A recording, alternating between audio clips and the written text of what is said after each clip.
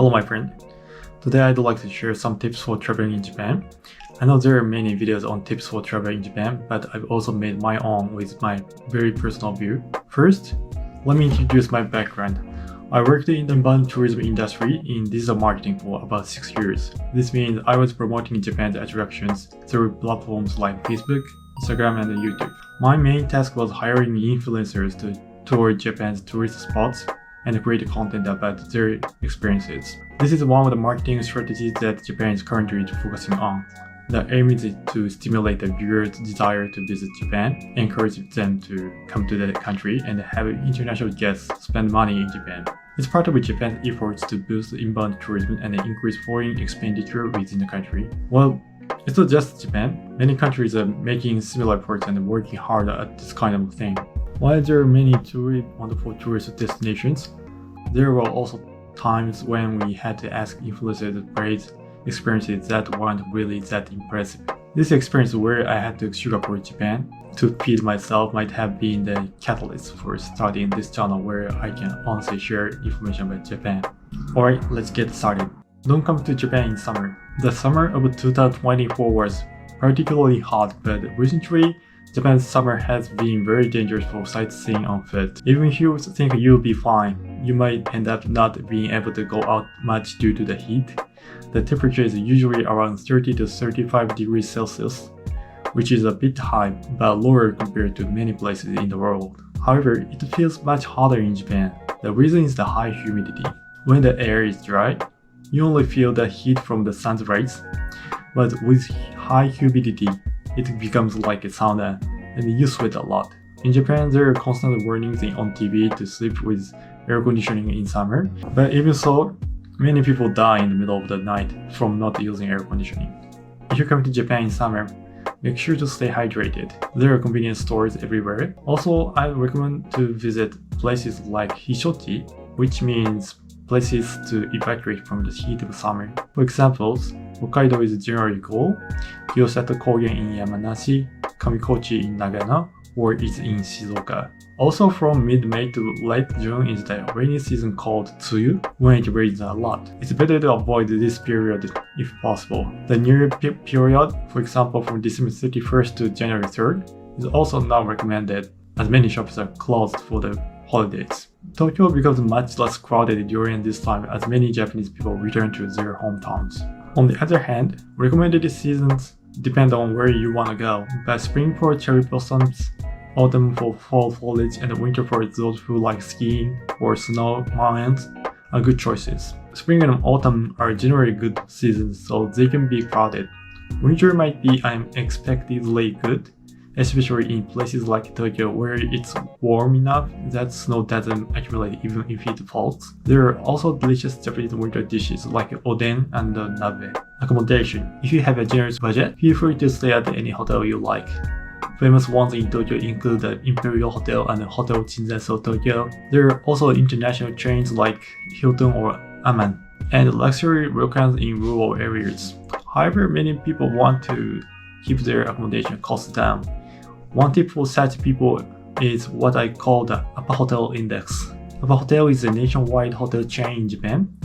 What's unique about this hotel is that they use dynamic pricing, which means the room rates change flexibly based on supply and demand. So if you look at the prices of hotels in different areas, you can use it as a benchmark. If a hotel of similar quality to an Appa Hotel room is more expensive, it might be overpriced. Just staying at the Appa Hotel is good because they provide their rooms at the proper price based on their data in good locations. I put the link to Appa Hotel in the description. Also, there are the famous capsule hotels that look like coffins. I often use these when I'm only staying in Tokyo for 2 to 3 nights to save money. It's true that it can be awkward with people around you, but in my case, I often drink with friends until late and just come back to sleep, so I don't care much about the quality of the accommodation. My favorite is Smart Stay Shizuku in Ueno. I like it because it has a sauna, so if you see me in the sauna, please feel free to say hello. However, if you're staying in Japan for about a week, it's better to stay in a regular hotel. Although the rooms are generally small. Probably staying in a big city, Airbnb might be the easiest option for the accommodation.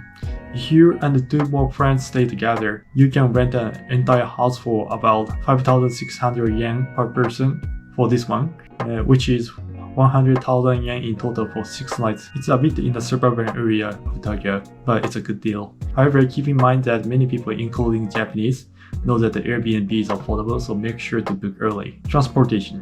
When riding trains or subways in Japan, you don't buy tickets for specific destinations, but rather tickets for specific amounts. Google Maps will usually tell you how much your ticket should cost, but it can be troublesome to buy tickets every time, so I recommend purchasing an IC card. Many of you might already know about this. In Tokyo, JR uses Suica, Tokyo Metro uses Passmo, in Osaka there's Ikoka, in Fukuoka there's Sugoka, and so on.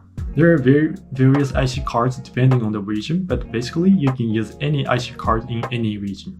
When going to rural areas, IC cards might not be accepted, so make sure to prepare cash. To purchase an IC card, you pay 1,000 yen, of which 500 yen is taken as a deposit, and the remaining 500 yen is charged to the card. You can return your IC card when you no longer need it, and then get the 500 yen deposit back. But if you like, you can take it back to your home with you and then use it again when you come back to Japan. Also, if you're only staying in Tokyo or just Tokyo and Osaka, you don't need this. But there's a ticket that allows unlimited Shinkansen rides for a certain period. There are 7-day, 14-day, and 21-day options. And for example, a 7-day ticket for regular Shinkansen seats costs 50,000 yen. A round trip between Tokyo and Osaka is about 30,000 yen. So people who are just going to Tokyo and Osaka and coming back to Tokyo don't need it. But those who are going to many places around Japan should consider purchasing it. Flying domestically is also an effective way to move around. For example, if you are going from Tokyo to Fukuoka, flying from Haneda Airport to Fukuoka Airport might be the cheapest and quickest option. Regarding manners on public transportation, generally you shouldn't eat on trains. Drinks are okay.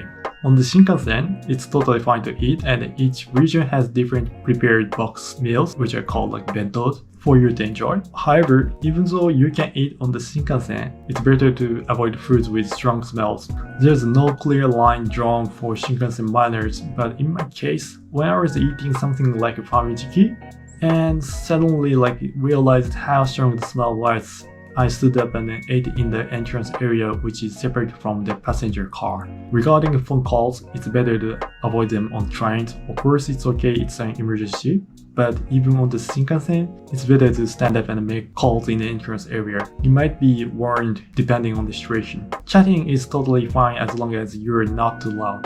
Use apps actively for communication. Japanese people should have studied English for at least 6 years if they graduated from high school, but there are very few people who can speak English. This is because English is very different from Japanese. It's the same difficulty you face when trying to learn Japanese. So when you come for sightseeing, there's a language barrier. In that case, actively use apps for communication. For example, install apps like Google Translate or DeepL in advance, and they can instantly translate just by speaking into your smartphone. Recently, ChatGPT can also be used, but there might be usage restrictions if you're not paying for a subscription. So free translation apps might be better. Of course, some people might not like it, but generally Japanese people want to chat with tourists from overseas. I've actually had drinks with foreign strangers in places like Shibuya, Shinjuku, and Ueno in Tokyo. Payment methods. This might also be known to many of you already, but cash is still very much needed in Japan. While the number of places accepting credit cards is increasing, there are still places that only accept cash payments, such as shops in rural areas or individually owned restaurants and izakayas. Also, in places where credit cards are accepted, you might be able to pay with IC cards. It's much faster than credit card transactions, so getting a Suica is definitely recommended. How was this video? If there's anything you didn't understand or would like to know more about, please let me know in the comments section. I try to answer to the best of my ability. I plan to cover a wide range of topics from general, high demanded subjects like this to more niche content. See you in the next video.